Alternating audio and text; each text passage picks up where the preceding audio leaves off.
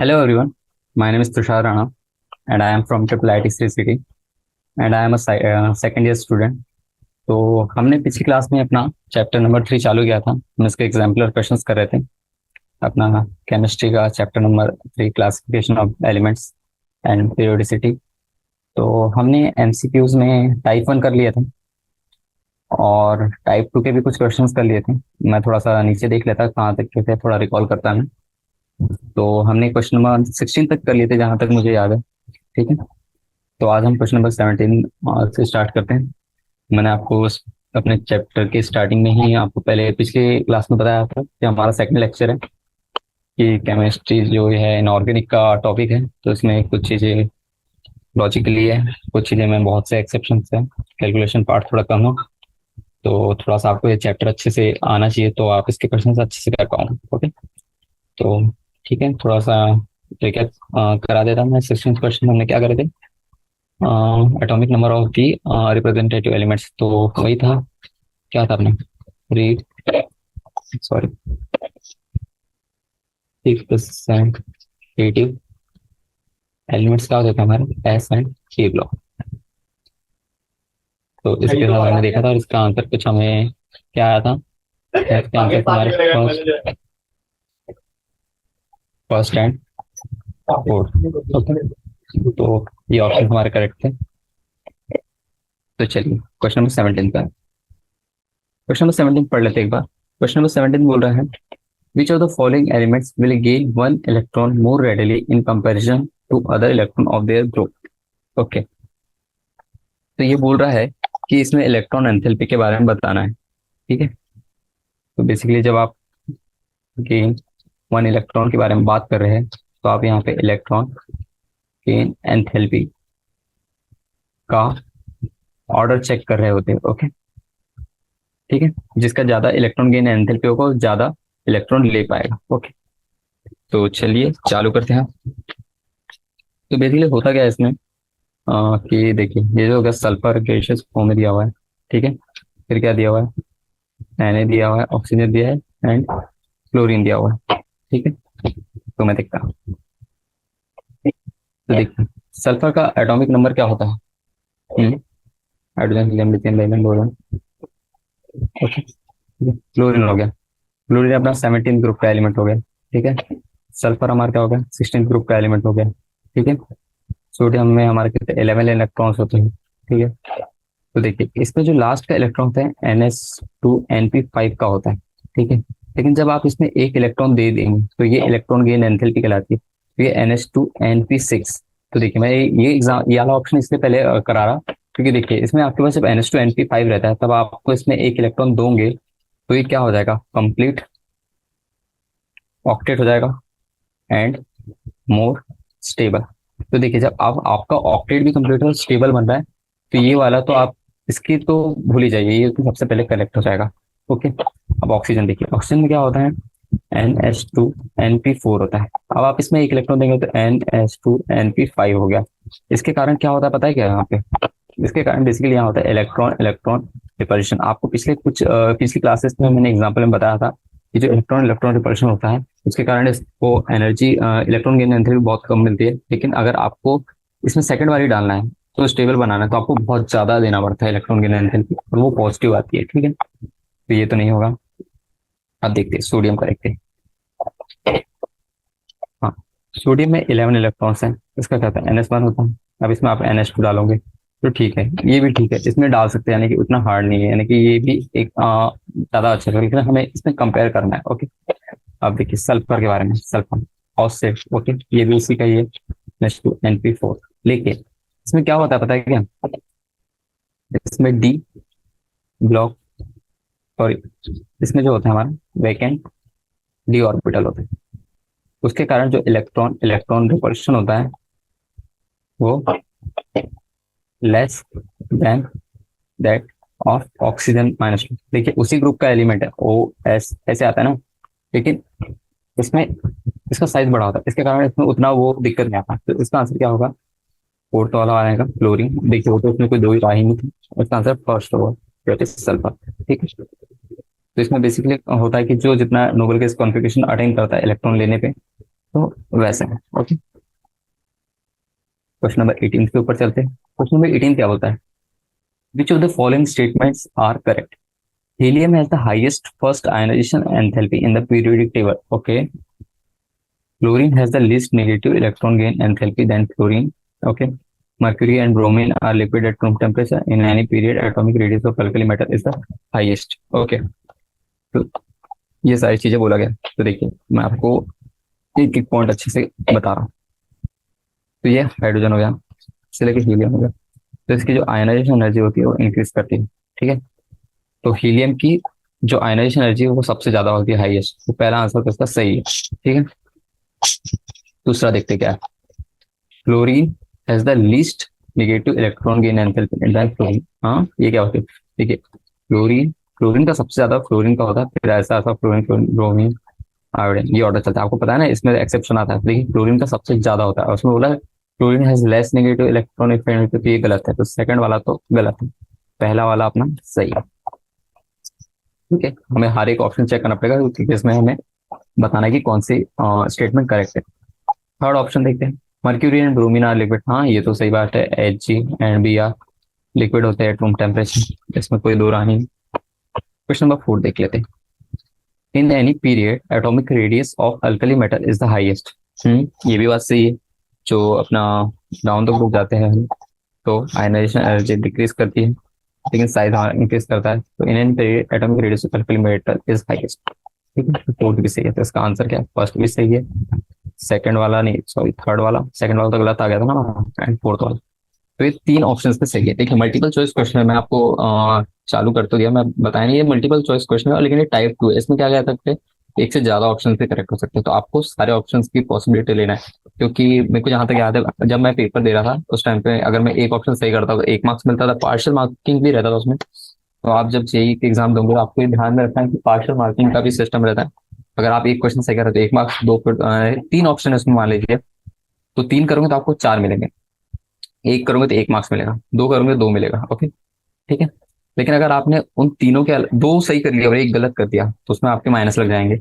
ठीक है, तो आपको ये सारी चीजों का ध्यान रखना है, आपको थोड़ा सेफली चलना है, या फिर पूरे फंडे क्लियर होंगे तो आप तो पूरे ही ला सकते हैं। ओके, नेक्स्ट क्वेश्चन की ओर आगे बढ़ता हूँ। Question number 19। तो क्वेश्चन नंबर 19 क्या बोल रहा है? Which of the following sets contain only iso electronic ions? तो हमें बस इसमें अब क्या चेक करना पता है क्या? आपके पास ये जितने भी एलिमेंट भी हैं, ठीक है, इन सबके आपको एटॉमिक नंबर आने चाहिए, पहली बात ये। प्लस एक फंडा है, अगर आपके पास, देखिए अगर आपके पास प्लस चार्ज है तो आपको उसमें से इलेक्ट्रॉन घटाने हैं, माइनस चार्ज है तो इलेक्ट्रॉन कम करने हैं, और उन सभी यानी कि जो हमारे पास एलिमेंट दिए उनके इलेक्ट्रॉन्स चेक करने हैं। अगर वो इक्वल आते तो आइसो इलेक्ट्रॉनिक आयंस है, और नहीं आते तो फिर वो नहीं है पेयर। ठीक है, तो चालू करते हैं। पहला वाला Zn+2, Ca+2, Ga+3, Al+। देखिए जिंक का एटॉमिक नंबर क्या होता है? जिंक का एटॉमिक नंबर होता है 30, लेकिन 2 है तो माइनस करेंगे, आपको पता ही है, प्लस में माइनस करते तो इसका कितना होगा? 28 इलेक्ट्रॉन हो गए। क्रोमियम प्लस कितना दिया है? क्रोमियम+2 दिया है, सॉरी कैल्शियम दिया है, कैल्शियम+2 दिया है। कैल्शियम का कितना होता है? 20, 20 - 2 करेंगे तो 18 हो गया। तो ठीक है, इसकी वजह से तो नहीं आ रहा है। दूसरा चेक कर लेते हैं, गैलियम+3। गैलियम का कितना होता है? चलिए, अरे हाँ, मैं क्यों कर रहा हूँ इतना इतना फालतू काम नहीं करना चाहिए। देखिए आपके पास थोड़ा ऐसे इजी अंडरस्टैंडिंग करें।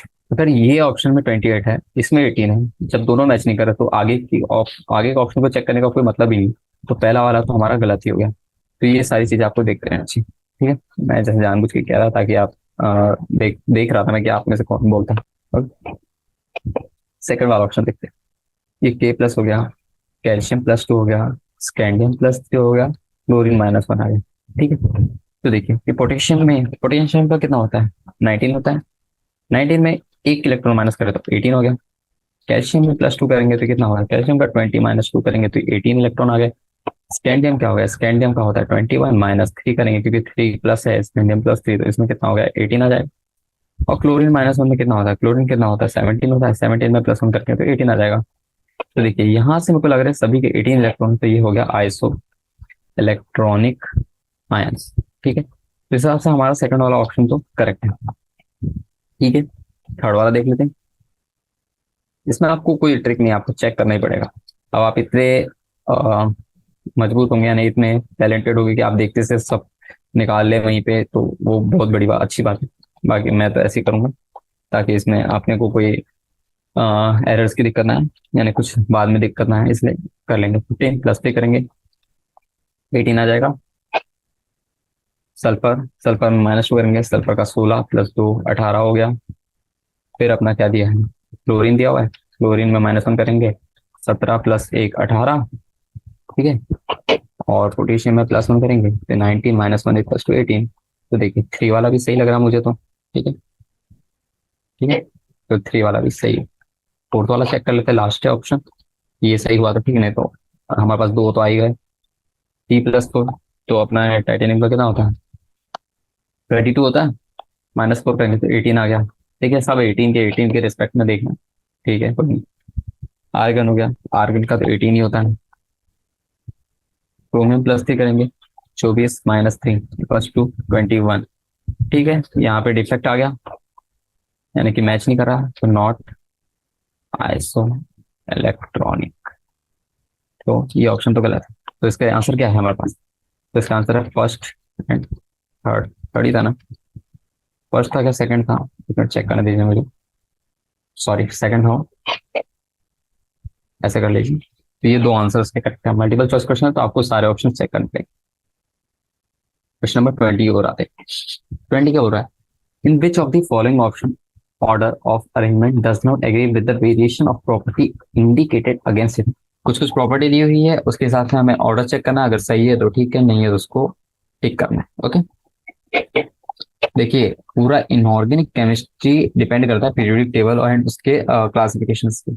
अगर आपको पीरियोडिक टेबल अच्छे से पढ़ते आता है, उसके कुछ जनरल ऑर्डर आपको अच्छे से आते हैं, थोड़े बहुत एक्सेप्शन आपको कुछ फंडा से आते हैं, तो आप इजीली मार्क्स करते हैं। और एक चीज क्या पता है, केमिस्ट्री एक ना नंबर गिविंग सब्जेक्ट है, तो इसमें आपको अगर आपके पास कुछ आंसर दिया तो मैक्स टू मैक्स मैं बता रहा हूँ, मैं अपने जेई के टाइम में मैंने 30 to 45 मिनट में ये पूरा केमिस्ट्री का पोर्शन खत्म कर दिया था, और मेरे सबसे ज्यादा मार्क्स उसी में आए थे।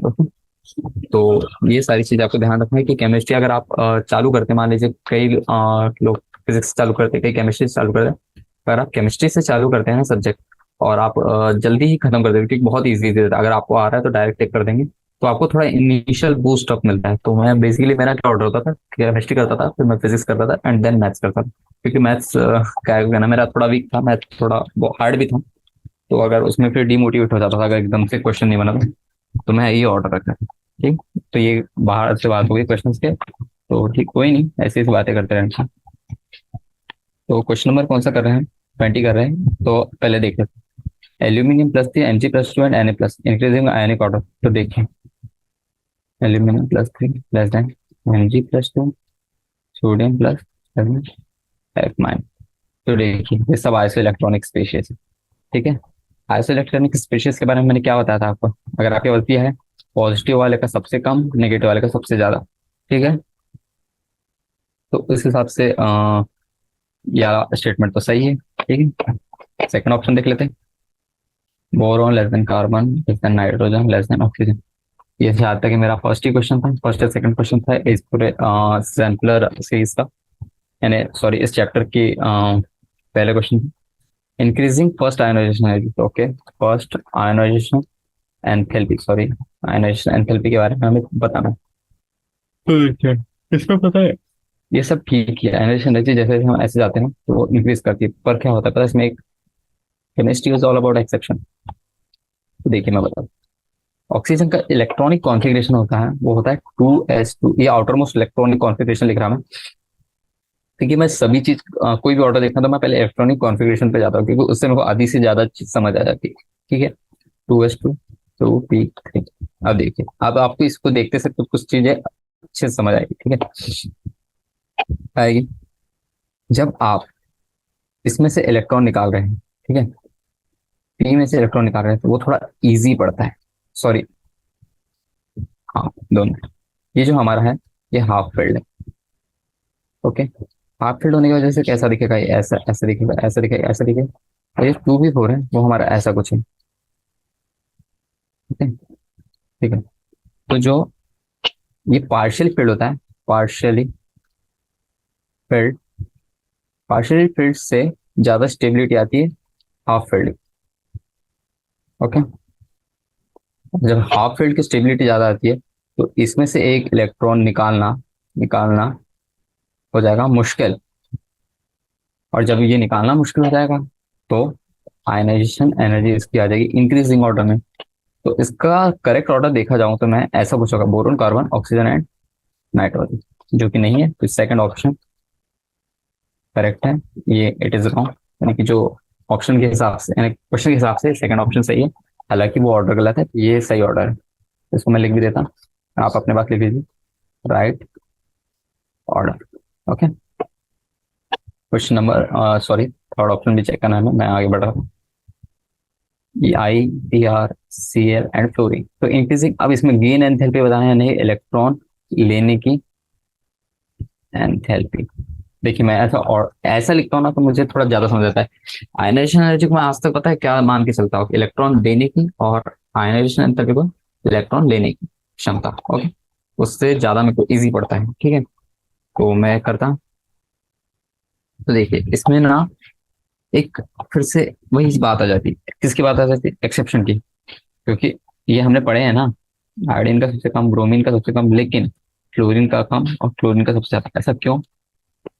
चलिए मैं फिर से बता रहा हूँ, मैं बहुत बार बता चुका हूँ।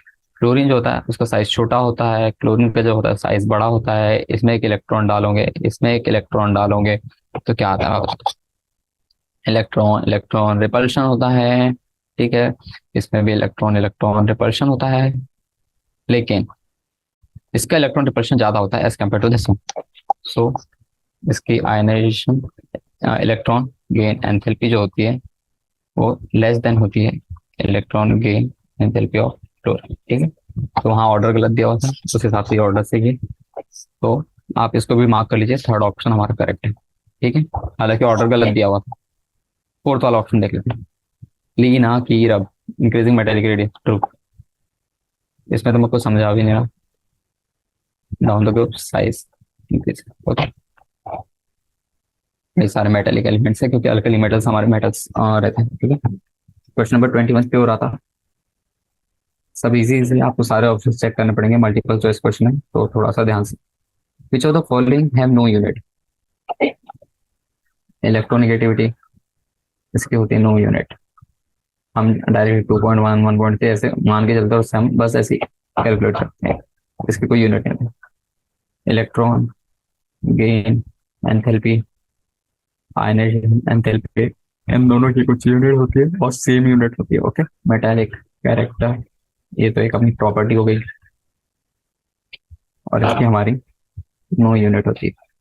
तो ये आंसर सही है, ये आंसर सही है, तो इसका ऑप्शन क्या होगा? 21 का ऑप्शन है फर्स्ट एंड फोर्थ, ठीक है। नेक्स्ट क्वेश्चन पे आते हैं, question number 22। Ionic ready very in, तो आयनिक रेडियस का प्रोपोर्शनलिटी पूछा है इसमें कि वो किस पे डिपेंड करता है। ओके, तो जो आयनिक रेडी कह दीजिए या फिर आप एटॉमिक रेडी भी कह सकते हैं, तो एटॉमिक रेडी कहती है। तो मैं भी ऑप्शन देख रहा, पहले मैं आपको थोड़ा अपना नॉलेज बता दूं। तो जो रेडियो होती है, वो जो होती है रेडियस, वो डायरेक्टली प्रोपोर्शनल होती है 1/2 Z इफेक्ट। अब ये क्या लिखो, ये अपना हो गया इफेक्टिव न्यूक्लियर चार्ज, और ये डायरेक्टली प्रोपोर्शनल होती है स्क्रीनिंग इफेक्ट। ओके, ठीक है। और अगर हम ऐसे ग्रुप के बारे में बात करें, तो जब लेफ्ट से आप राइट जाते हैं तो जेड इफेक्टिव क्या होता है, बढ़ता है। और जब आप बढ़ते हैं तो इधर क्या होता है अपना, जब आप लॉन्ग टू बॉटम जाते हैं तब आपकी आयोनिक रेडी घटती है। ये कुछ कुछ चीजें हैं जो आपको देख के आपको एक क्वेश्चन सॉल्व करने में मदद करेगी। Inversely proportional to the effective nuclear charge, inversely proportional to the square of effective nuclear charge, नहीं directly proportional to screening effect, हाँ ठीक है। तो यहाँ से दिख रहा है, मैंने ये देखी पहली लाइन जो लिखा था ये है। हालांकि मैंने ऑप्शन देख के ही लिखा, पर मुझे ये पता था, ठीक है। तो 22 का आंसर क्या सही होगा? इसका ऑप्शन हो जाएगा first and third. Question number 23 पे आते हैं, तो क्वेश्चन नंबर 23 बोल रहा है an element belongs to third period sorry and group 13 of periodic table which of the following properties will be shown by the element. Okay, third period and 13 group. चलिए periodic table चलाते हैं अपना। Periodic table में third period देखना है हमें, और group तो एन की वैल्यू तो 3 है। तो देख, जब आप ऐसा पीरियोडिक टेबल बनाते हैं, ऐसा कुछ इधर आ जाता है, ठीक है। यहाँ पे एक एलिमेंट होता है, ये फर्स्ट, ये दूसरा, ये तीसरा, ठीक है। ये हाइड्रोजन, ये हीलियम, और इधर कुछ होता है, सॉरी हीलियम इधर, ये लिथियम हो गया, ओके, ये सोडियम हो गया। तो इधर कुछ आता है एक एल्यूमिनियम करके। और आप जब पीरियोडिक टेबल आपको अच्छे से आता होगा तो आपको पता चल जाएगा एल्यूमिनियम ही होता है थर्ड पीरियड। आप ये मैट्रिक्स से कर सकते हो, ठीक है। 13 ग्रुप, जैसे कि मैं अभी इंजीनियरिंग कर रहा था, यहाँ मैट्रिक्स की बहुत जरूरत पड़ती है, तो मैट्रिक्स से आप करेंगे तो और ज्यादा इजी पड़ेगा आपको, ठीक है। थर्ड रो का 13th column is equal to aluminium. अब एल्यूमिनियम के बारे में किसको नहीं पता है, good conductor of electricity, solid and metallic, बस यही है आंसर। 23 का आंसर है फर्स्ट एंड थर्ड। तो इसके साथ हमारे मल्टीपल चॉइस क्वेश्चन पार्ट 2 भी खत्म होता है। तो 2 मिनट में थोड़ा वाटर पानी पी लेता हूँ, फिर चालू करते हैं थर्ड पार्ट पे। तो आते हैं, एक नया पेज खोल लेता हूँ मैं, तो इसमें हेडिंग भी डाल देते हैं, ठीक है। तो इसमें थोड़ा थ्योरी पार्ट है, तो मैं थोड़ा थ्योरी भी लिखते जाऊंगा।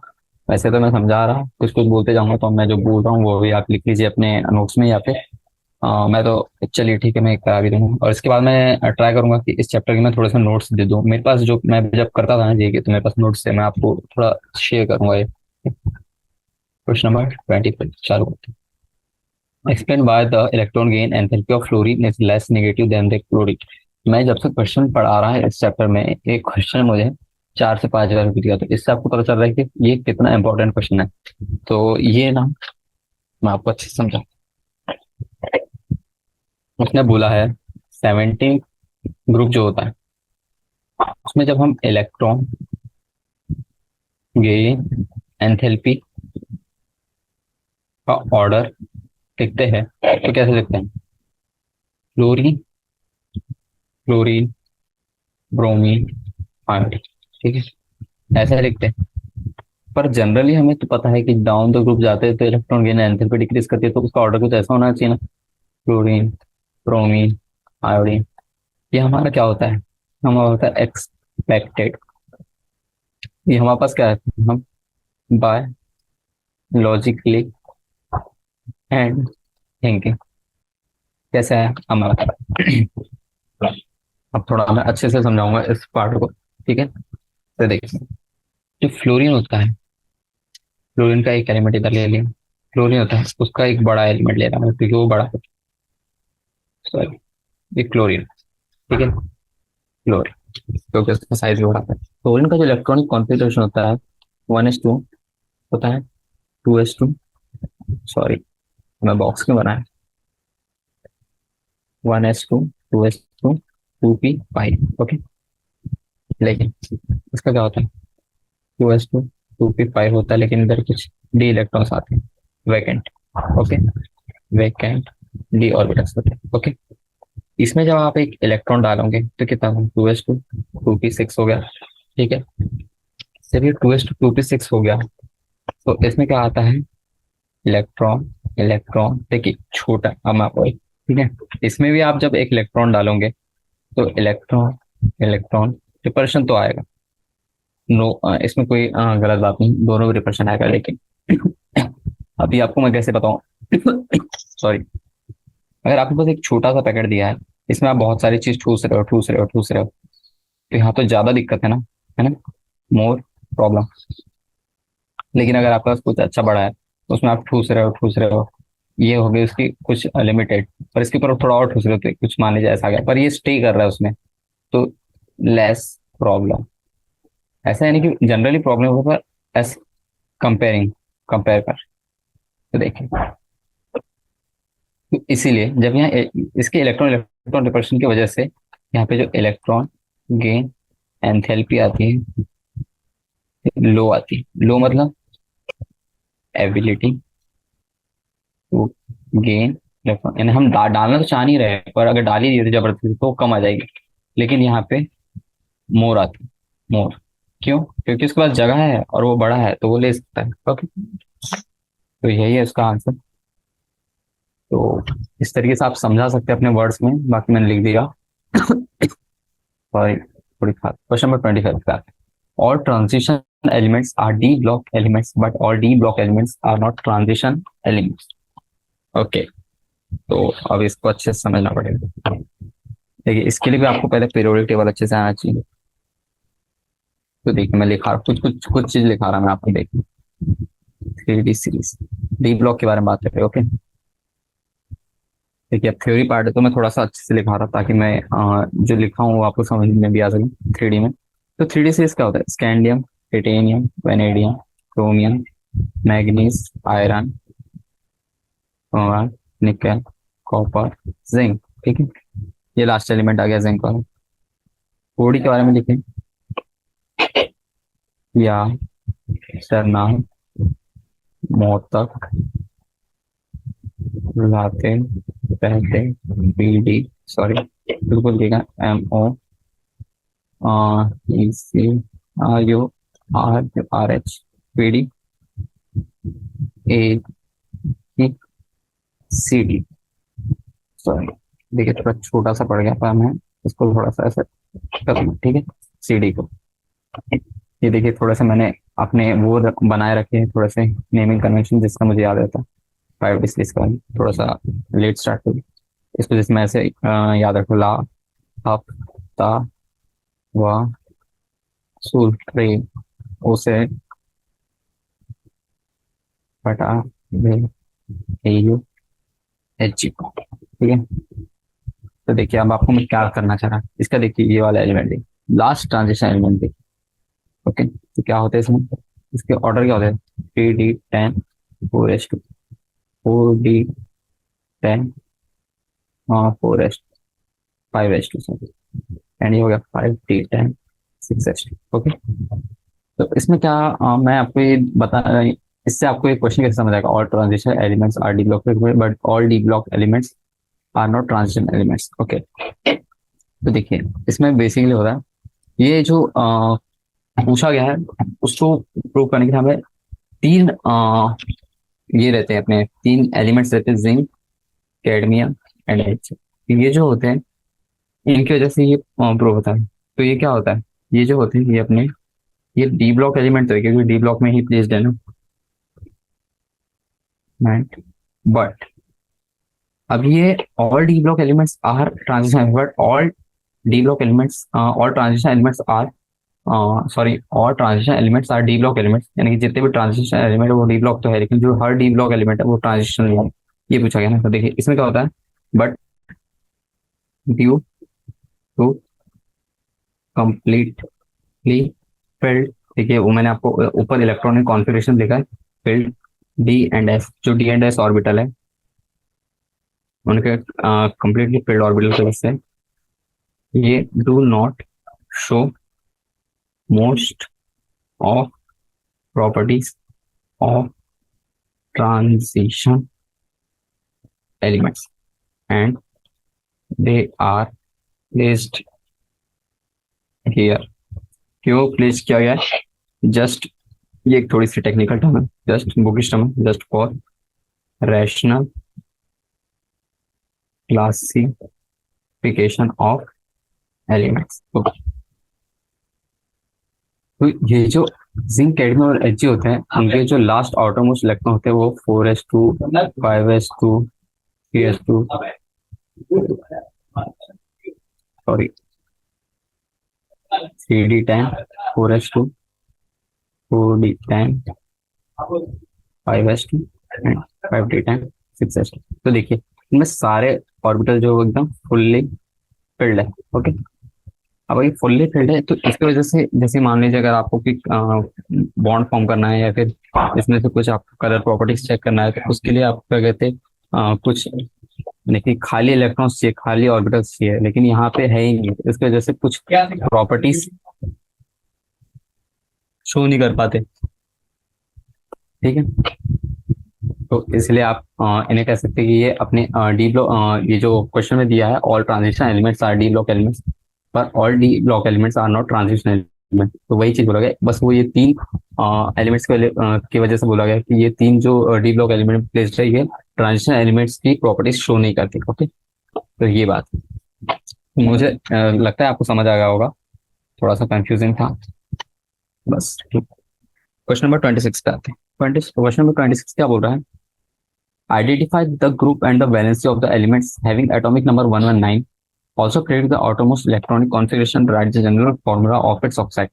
तो आपके पास एक एटॉमिक नंबर दे दिया है 119 और इसके बारे में आपसे पूछा गया है। तो एटॉमिक नंबर 119 दे दिया है, तो मैं आपको बता दूं कि जो पीरियोडिक टेबल होता है अपना, पीरियोडिक टेबल, वो मैक्स 1 से लेकर 118 तक आता है। और अगर 118 लास्ट है तो वो पक्का 18th ग्रुप का एलिमेंट है और 7th पीरियड का है। ये कौन सा 118? लेकिन अगर हम उसके बाद में अगर ऐसे बाय डिफॉल्ट कुछ पुश करना चाह रहे हैं तो वो 119 यहाँ पे आएगा। और ये 119 कहाँ आएगा, चालू कहाँ से होता है? फर्स्ट ग्रुप से, ये हो जाएगा फर्स्ट ग्रुप। और ये इसका पीरियड कौन सा हो जाएगा? Eighth period. समझ आ रहा है ना मैं क्या लिखना चाह रहा हूँ? क्योंकि मैं एक ग्राफ टाइप पीरियोडिक टेबल बनाऊंगा थोड़ा सा वर्चुअल, उतना और आपको अच्छे से समझ आएगा। ठीक है, एक ग्रुप 1 हुआ, एक ग्रुप 18 हुआ। ठीक है, ये पीरियड 1 हुआ, पीरियड 2 हुआ, 1 2 3 4 5, सॉरी 5 6 7 8। ठीक है, तो देखिए 7 में और ये ग्रुप नंबर 18 में जो ये एलिमेंट आता है वो 118 होता है, ये लास्ट एलिमेंट होता है। ठीक है, लेकिन जो 8th वाला एलिमेंट अगर आप पुश करना है तो वो यहाँ आएगा और यही वो 119 हो जाएगा। तो ये ग्रुप 1 की प्रॉपर्टी शो करेगा और 8th पीरियड की प्रॉपर्टी शो करेगा। तो उसमें बोला गया, उसने बोला है कि आउटर मोस्ट इलेक्ट्रॉनिक कॉन्फ़िगरेशन, तो वो इसकी वजह से आएगा NS1, क्योंकि आपको पता है कि जो ग्रुप 1 होते हैं उनका आउटर मोस्ट इलेक्ट्रॉनिक कॉन्फ़िगरेशन क्या होता है? NS1 से होता है लास्ट। ओके, अब उसने बोला गया है कि अगर वो NS1 का है तो वो क्या फॉर्म, वो क्या करेगा कि क्या बोला है? Also predict the outermost electron.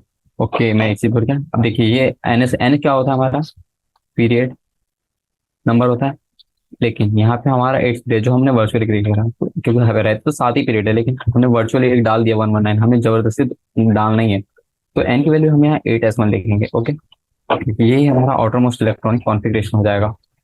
ठीक है, अब इसके बाद में बोला है उसने इसका ऑक्साइड बनाना है, तो ठीक है इसका ऑक्साइड भी बना लेते हैं। अब जैसे ये फर्स्ट ग्रुप का एलिमेंट है, तो इसके ऊपर जो चार्ज आएगा वो, मान लीजिए एक एक्स एलिमेंट ले लेता है एक्स, तो उसके ऊपर चार्ज +1 रहेगा, लेकिन जो ऑक्सीजन होता है उसके ऊपर चार्ज -2 होता है। जब इन दोनों का अपन ऑक्साइड बनाएंगे, ऑक्साइड, तो वो क्या बनेगा? X2O, क्योंकि चार्जेस ट्रांसफर होते हैं ना। ठीक है, ये सब आपने पढ़ा होगा रेडॉक्स रिएक्शन में, तो X2O ऑक्साइड बनेगा। तो इस तरीके से आप थोड़ा अपने टेक्निकल टर्म्स और थोड़ा अपना बुक्स लैंग्वेज में आप लिख सकते हैं, जब आपको बोर्ड वोर्ड में आ जाए। जेई में तो सिंपल पूछा गया तो आप फट से ये लिखिए, फट से ये लिखिए, खत्म। क्वेश्चन नंबर 27 पे आते हैं। तो मुझे ये क्वेश्चन नंबर 27 तो अच्छा लग रहा है, ग्राफ व्राफ पूछ लिया, थोड़ा भारी सा लग रहा है। कोई नहीं, देखते हैं इसको भी क्या ही होगा, क्या पूछेगा, सारे क्वेश्चन के जवाब दे देंगे। Ionization enthalpy of elements of second prior period are given below. Ionization enthalpy के बारे में बोला गया, कुछ दिए हुए order, match the correct enthalpy with the elements and complete the graph given in. Okay, ये ग्राफ कंप्लीट नहीं है, हमें ग्राफ भी कंप्लीट करना है, मैच भी करना है, यानी बहुत लंबा काम। तो पहले देखते हैं। ठीक है, तो मैं पहले आपको एक ऑर्डर बता रहा हूँ डायरेक्ट। जैसे हम यहाँ से यहाँ आते हैं तो साइज जो होता है वो डिक्रीज करता है, पर जो जेड इफेक्टिव होता है वो इंक्रीज करता है। अभी हम पीरियड की बात हो रही है तो मैं सिर्फ पीरियड के बारे में बोलूंगा। ओके, तो हमारे पास क्या दिया हुआ है? सेकंड पीरियड के बारे में बात करें तो सेकंड पीरियड लिखते तो lithium, beryllium, boron, carbon, nitrogen, oxygen, chlorine, neon. और इनकी आयनाइजेशन वो दी हुई है, कहाँ दी है, और इसके साथ क्या होता है, आयनाइजेशन एनर्जी भी इंक्रीज करती है। और हमारे पास बोला गया है आयनाइजेशन एंथैल्पी के बारे में बात करें तो ठीक है, इधर से जाएंगे तो आयनाइजेशन एनर्जी बढ़ना चाहिए, तो ठीक है बढ़ते जाते हैं। 8 9, सॉरी क्या था अपनी, देखते हैं इसकी कितनी थी, 520 थी, ठीक है। उसके बाद में थी बेरिलियम की 899, 801। कार्बन की कितनी थी, 1086, 1046, 1314। क्लोरीन की कितनी है, 1681, 2080, ठीक है। तो देखिए ये ऑर्डर तो सही चल रहा है कि नहीं, ये ऑर्डर भी सही चल रहा है, ये भी सही चल रहा है, पर यहाँ पे देखिए, यहाँ आ गई दिक्कत, ठीक है। यहाँ पे अब आ गई दिक्कत, ये ये हम, chemistry is all about exception. तो केमिस्ट्री में क्या होता है, केमिस्ट्री में ऐसा कुछ होता है, आप पहले तो आयनाइजेशन एनर्जी का ऑर्डर लिखा देता हूँ आपको। वो कुछ ऐसा होता है, तो लिथियम होता है, बेरिलियम से कम होता है, लेकिन बेरिलियम की ज्यादा होती है with respect to boron. Carbon की होती है, नाइट्रोजन की होती है, लेकिन नाइट्रोजन किससे ज्यादा होती है, ऑक्सीजन से ज्यादा होती है, ठीक है। ठीक है, ओके मैंने कुछ गड़बड़ लिखा, 1086, 1410, वही तो मैं वो लिखे oxygen and chlorine and neon. तो देखिए यहाँ पे एक आ रहा है और यहाँ पे एक डिफरेंट आ रहा है, तो क्यों होता है, देखिए जो बोरोन का कॉन्फ़िगरेशन होता है वो 1s2 2s2 2p1 होता है, ठीक है। जो बेरिलियम का कॉन्फ़िगरेशन होता है वो क्या होता है, 1s2 2s2 होता है। तो देखिए ये क्या होता है, फुल्ली फिल्ड। अब जब फुल्ली फिल्ड ऑर्बिटल है तो इसमें से आयनाइजेशन एनर्जी ज्यादा लगेगी, क्यों, इलेक्ट्रॉन निकालना मुश्किल, कहाँ से होगा, मुश्किल फ्रॉम फिल्ड ऑर्बिटल, ठीक है, as compare to partial filled, ठीक है। पार्शियली फिल्ड से कंप्लीटली फिल्ड से इलेक्ट्रॉन निकालना मुश्किल होगा, इसलिए उसकी बैरियर पे आयनाइजेशन एनर्जी तो जो बोरॉन से ज्यादा होगी, ठीक है। अब वो नाइट्रोजन ऑक्सीजन के बारे में बोलना, ठीक है लिख लेते हैं। ऑक्सीजन का क्या होता है, 2s2 2p4, नाइट्रोजन का क्या होगा, 2s2 2p3। अब आप बोलेंगे इसमें तो फुल्ली फिल्ड नहीं है, इसमें तो फिल्ड है, लेकिन देखिए ये पार्शियली, और ये होता है हमारा हाफ फिल्ड। तो बेसिकली चीज क्या होती है मैं बता रहा हूँ, half filled is more stable then partially field. तो आप जब भी देखेंगे तो आप ऐसे देखेंगे, फुल्ली, फुल्ली का सबसे ज्यादा, फिर हाफ का, फिर पार्शियल का। उस हिसाब से आप जब ऑर्डर चेक करेंगे तो हाफ फील्ड ज्यादा स्टेबल, तो more ionisation enthalpy with respect to less ionisation, ठीक है। तो ऑर्डर क्या होगा इसका, वही ऑर्डर जो मैंने लिखा है, तो ऊपर कहाँ लिखा मैंने, तो आप इस ऑर्डर को ध्यान रखिए, कुछ कुछ चेंज आता है इसमें, ठीक है। एक्सेप्शन है भाई, ऑर्गेनिक केमिस्ट्री थोड़ा बहुत तो सहना पड़ेगा। चलिए अब ग्राफ बनाते हैं, सॉरी, ओके इतना ठीक रहेगा, इतना भी ठीक रहेगा। 500 से चालू हो रहा है, कुछ 1000, 1500, 2000, ठीक है। तो इसका कुछ ऐसा ऑर्डर होगा, देखिए कैसे होगा, इतने से चालू हो रहा है, 3 से चालू हो रहा है, और ये ऐसा होगा, ठीक है। ये कुछ अपना, ये हाइड्रोजन, हीलियम, लिथियम, बेरिलियम, अपना बोरॉन आ गया, ठीक है। कुछ होगा, मैं ऐसे, फिर इसके बाद कैसा होगा, ठीक है। बोरॉन तक के कैसा था, बोरॉन पे चेंज किया था उसने, कैसे किया, देखिए बोरॉन पे बढ़ गई थी, फिर बोरॉन पे कम हो गया, फिर उसके बाद में कार्बन से नाइट्रोजन तक के कांस्टेंट है, तो कार्बन से नाइट्रोजन तक के इंक्रीज करा दें, ठीक है। नाइट्रोजन तक के इंक्रीज करा देंगे, ठीक है, ये नाइट्रोजन आ गया, ओके। और यहाँ बीच में कहीं अपना कार्बन आ जाए, लेकिन इसके बाद में फिर कांस्टेंट आ गया, ऑक्सीजन भी कम हो गई थी, ठीक है। फिर उसके बाद में फिर इंक्रीज कर दिया, क्लोरीन, नियॉन, ठीक है। तो ऐसा कुछ ग्राफ बनेगा, अगर मैं यहाँ पे ग्राफ बनाऊं तो ये क्या हो रहा है, ठीक है, इसका कुछ ऐसा होता है, ये हो गया। तो अपना क्या होता है, ये हो गया अपना सॉरी थोड़ा और छोटा करता मैं आपको इस ग्राफ पे ना और अच्छे समझ आएगा, इसलिए मैं आपको थोड़ा सा मेहनत से समझाना चाह रहा हूँ। ठीक है, इतना काफी। ओके, तो देखिए ये जो हो गया, इसके बाद में कैसा होगा, ऐसा जाएगा। ठीक है, अरे ये हो गया, नाइट्रोजन आ गया अपना, ये अपना 6 पे कार्बन आ गया। ठीक है, बोरॉन आ गया, लिथियम, बेरिक। ठीक है, तो में घटेगा 8 तक के, ये ऑक्सीजन आ गया, फिर फ्लोरीन, फिर फ्लोरीन आ गया, और ये हमारा नियोन आ गया। ये ऐसे कुछ ग्राफ। ठीक है, इसी आपको पीरियोडिक टेबल तो अच्छे से याद रहना पड़ेगा अगर आपको ये सारे क्वेश्चन अच्छे से एकदम एक्यूरेटली सॉल्व करना है तो। ठीक है, क्वेश्चन नंबर 28 पे आता है। Among the elements boron, aluminium, calcium and sorry carbon and silicon, which element has the highest first ionization enthalpy, which element has the most metallic character? Justify your answer. Okay, इसको मैं select कर देता। तो इसमें बोला है आपका boron दिया है, एल्यूमिनियम दिया है, कार्बन दिया है एंड सिलिकॉन दिया है, और आपको इसमें से बताना है विच एलिमेंट आयनाइजेशन एंथैल्पी। फिर से बात कर दी, आयनाइजेशन एंथैल्पी किसकी ज्यादा होगी है, ऑर्डर पूछा है। देखिए जब आप अलोंग दी पीरियड चलते हैं तो आयनाइजेशन एनर्जी जनरली इंक्रीज करती है, और जब आप डाउन द ग्रुप चलते हैं तो आयनाइजेशन एनर्जी जो होती है वो डिक्रीज करती है। तो देखिए यहाँ बोरोन हो गया, यहाँ एल्यूमिनियम हो गया, तो ये तो डिक्रीज कर रही है ऐसे। ठीक है, लेकिन ये कार्बन ऐसा आता है, सिलिकॉन इधर पे यहाँ पर है। ठीक है, तो कार्बन की इधर से ज्यादा है और ऊपर भी, तो इसके तो सबसे हाईएस्ट हो गई पहली बात तो एमिशन एनर्जी। ओके, और फिर ये ऐसा हो गया, फिर ये ऐसा हो गया सिलिकॉन। तो देखिए यहाँ सबसे कम क्या आएगी, which element has the highest first ionization enthalpy. तो इसका आंसर क्या होना चाहिए, सॉरी कुछ गलत हो गया क्या, मेरे ख्याल से ये डिक्रीज करता है इधर से और वो इंक्रीज करता है। ओके, वेट वेट हमने क्वेश्चन नंबर अपना 28 है ना। ओके, तो जो मैं सही बताया था, इधर से जाते तो अपनी आयनाइजेशन एनर्जी इंक्रीज करती है, और इधर जाते तो आयनाइजेशन एनर्जी डिक्रीज करती है। तो देखिए जब ये आप सबसे ऊपर है तब आपका ये इस वाले इसका तो सबसे ज्यादा है, लेकिन आप अगर उसमें भी आप इधर सबसे ज्यादा चले जाए तो इसके सबसे हाईएस्ट होगी। Carbon has highest ionization energy.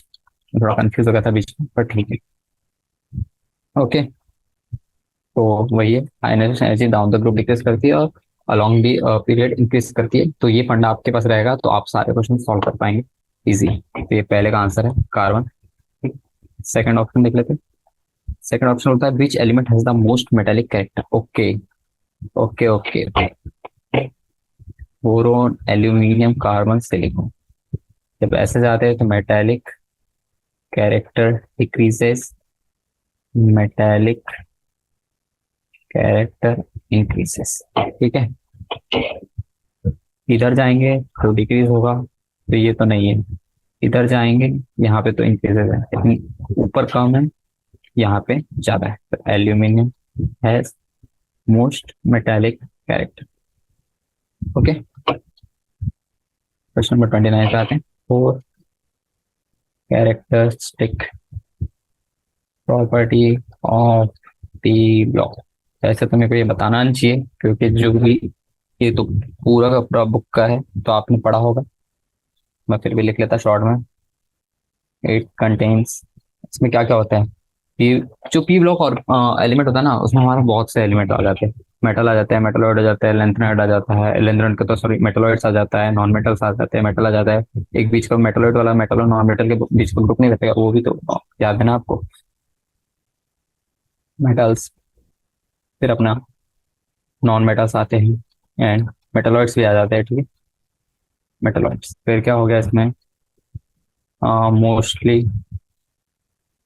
All are involve in catenation. ठीक है, दैट इज क्या होता है, that is forming covalent bonds. आपको पता ही है बहुत ज्यादा बॉन्ड फॉर्म होते हैं इनमें। और इनकी वेरिएबल ऑक्सीडेशन स्टेट होती है, लेकिन वेरिएबल ऑक्सीडेशन स्टेट कैसा बोला मैंने, जैसे कि ऑक्सीजन हो गया, इसका क्या होता है NH2 NP4 हो गया, कि -2 से +2 के बीच में वेरी करती है इसकी ऑक्सीडेशन स्टेट, लेकिन सॉरी प्लस के बीच में। ऐसे बहुत सारे हैं, जैसे क्लोरीन होगा उसके -1 भी होती है, ठीक है, +5 +3, ऐसे बहुत सी ऑक्सीडेशन स्टेट होती है, इसके कारण अपन कह सकते हैं कि ये सारी ऑक्सीडेशन स्टेट वेरी करती है। फोर्थ ऑप्शन देख लेते हैं। हाँ, इनमें क्या होता है, इनमें एक और चीज होती है, they have ionisation enthalpy greater than that for S block elements. देखिए, मैं लिख दिया, मैं समझाता हूँ, ओके। देखिए, पहला क्या है, तक मेटल्स नॉन मेटल्स एंड मेटलर्स, ये तो होता है, ये पता ही है आपको। फिर mostly all involve in catenation, जैसे कि कार्बन हो गया, फॉस्फोरस हो गया, सल्फर हो गया, ये सारे बॉन्ड फॉर्म करते हैं, कोवेलेंट बॉन्ड फॉर्म करते हैं, तो उनमें कैटनेशन प्रॉपर्टी ज्यादा होती है। इनकी ऑक्सीडेशन स्टेट वेरिएबल होती है, क्योंकि जिनका जैसे चालू होता है NH2 NP1 से लेके NH2 NP7 तक, NP5 तक चलता है, और उसमें क्या कहते हैं, वेरिएबल ऑक्सीडेशन स्टेट शो कर लेते हैं। क्लोरीन के ClO, ऐसे MN2 MnO2 MN2O3 MnO5, ऐसे कुछ कुछ ऑक्साइड्स बनते हैं, तो वो वेरिएबल ऑक्सीडेशन स्टेट की वजह से ही बनते हैं। They have ionization enthalpy greater than that of S block. S block की जो आयनाइजेशन एनर्जी होती है उससे ज्यादा होती है, क्योंकि अलोंग द पीरियड जब हम चलते हैं तो आयनाइजेशन एनर्जी इंक्रीज करती है, ओके। नेक्स्ट क्वेश्चन करते हैं, क्वेश्चन नंबर 30 पे आ गए। Choose the correct order of atomic radius of the fluorine and neon in picometer out of the options given below and justify your answer, okay. तो हमारे पास कुछ ऑर्डर यानी कि वैल्यूज दी है, और हमें उनको बताना है कि इनमें से किसकी ज्यादा किसकी कम है, क्या है, सॉरी, एटॉमिक रेडियस के बारे में बात करनी है, ओके। यहाँ दिया क्लोरीन एंड नियॉन, इसके बारे में बात चल रही। तो देखिए, अब मैं आपको पहले यहाँ एक चीज लिखूंगा, आपको पहली बात ये समझ, इन ऑर्गेनिक केमिस्ट्री, यहाँ इनऑर्गेनिक केमिस्ट्री में बस वही नहीं होता, सिर्फ रेडियस वाला फंडा नहीं होता, रेडियस, आयोनिक रेडियस, बस ये सब नहीं होता, इसमें बहुत सी चीजें लगती है। इसमें से एक होती है, पहला होता है वैंडरवाल रेडियस, याद है कुछ आपको, वैंडरवाल रेडियस। दूसरा कोवेलेंट रेडियस। अब आप बोलेंगे ये क्या पढ़ा है मैं आपको, तो मैं आपको बता रहा हूँ कुछ। जो फ्लोरीन होता है, और फ्लोरीन, अगर फ्लोरीन फ्लोरीन के दो एटम मिला दे हम, ऐसे कुछ जोड़ दे, तो वो इतने छोटे हो कि वो एक दूसरे को कोलैप्स कर जाते हैं। तो इन दोनों के बीच की जो डिस्टेंस होती है, ये उनका डायमीटर होता है, और इसका जब हम आधा कर देते हैं, वो होती है रेडियस, और इसी को कहते हैं हम रेडियस ऑफ फ्लोरीन, ओके। ये हमने इसके बारे में बात की। लेकिन अगर हम ऐसे एक नियॉन और नियॉन के एटम का कंबाइन करें, ये दूर दूर रहता है, पूछिए क्यों, क्योंकि नियॉन है बहुत बड़ा element as compare to fluorine, उससे तो बड़ा है, यानी कि बहुत तो बड़ा नहीं पर उससे बड़ा है, इसके बीच का डिस्टेंस। और ये देखिए, ये मोस्ट इलेक्ट्रोनेगेटिव होते हैं, ये भी आपको पता होगा, ये भी एक दिक्कत होती है इसमें। तो नियॉन नियॉन में जब आप इसको देखते हैं, तो ये जो डिस्टेंस आता है, ये रेडियस, ये किसकी वजह से आता है, पता है, वैन डर वाल रेडियस, ओके। तो देखिए, यहाँ आपको सीधे सीधे मैंने जिस हिसाब से बनाया उस हिसाब से दिखता है कि नियॉन का रेडियस ग्रेटर देन फ्लोरीन का रेडियस, ठीक है। तो इस हिसाब से हम देखें, कौन सा ऑप्शन, 160 160 गलत, 72 72 गलत, ये गलत, पहला आंसर सही है। आपको याद नहीं रखना है कि कौन किस इसकी इतनी है, अगर आपको याद है तो आप तो बहुत ही माहिर गए हैं, यानी कि आप में बहुत क्षमता है याद करने की। पर अगर आप थोड़ा सा यानी कि स्मार्ट तरीके से सोच रहे, जैसे हम कहते हैं ना, परिश्रम करो पर अगर स्मार्टली करो तो ज्यादा फल मिलता है और इजीली मिलता है, तो वही है। आपको बस देखना है कि नियॉन और फ्लोरीन में क्या फंडा था, उस हिसाब से आपके पास अगर वैल्यू याद भी नहीं है तो आप कैलकुलेट कर सकते हैं। तो इसका आंसर 1 है, ओके। तो ठीक है, आज के लिए मैं यहीं पे रुकता हूँ। तो हमने आज कितने 30 क्वेश्चंस कर लिए, सॉरी हाँ 30 क्वेश्चंस कर लिए हमने, और कितने बच्चे करने हैं? तो ठीक है, थोड़े बहुत बहुत से बचे हैं। तो आज के लिए मैं इतने ही क्वेश्चंस पे रुकता हूँ, और अगली नेक्स्ट क्लास में हम आगे के क्वेश्चंस करेंगे, और ट्राई करेंगे कि अगले दो एक क्लास में, एक 1.5 क्लास में ये चैप्टर कंप्लीट करवा दें। Okay, thank you all of you. और आप ये सारे क्वेश्चंस बनते हैं तो सॉल्व कर लीजिएगा, बाकी अगली क्लासेस में हम सॉल्व करेंगे। Okay, bye bye.